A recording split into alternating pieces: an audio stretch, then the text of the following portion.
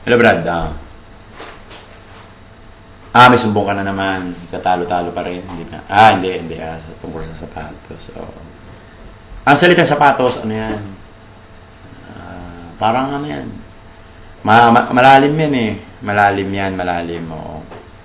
Malalim yan, malalim talaga. Oo. Ang sapatos, nagsimula yan sa, ano, parang mga mall yan, mall. O, shop patos, shop. Parang ganun. May mga, nabuburo niyan. Shop Pinas. Shop Pinas, di ba, team ng PBA ngayon yun, no? Di ba, puro sapatos sila.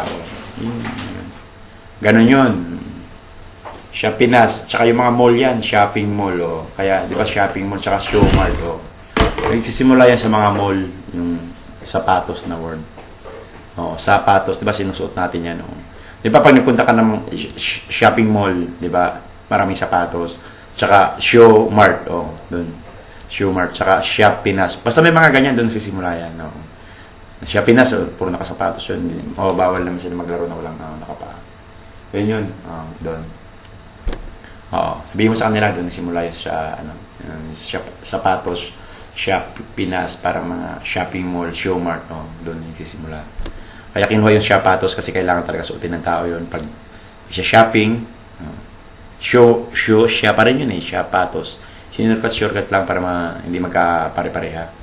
Pero yun lang yun, sumbong. Sumbong mo lang sa akin lahat ng mga kailangan mong isumbong at sasagutin naman agad yan ni Kuya Odong. Sige na.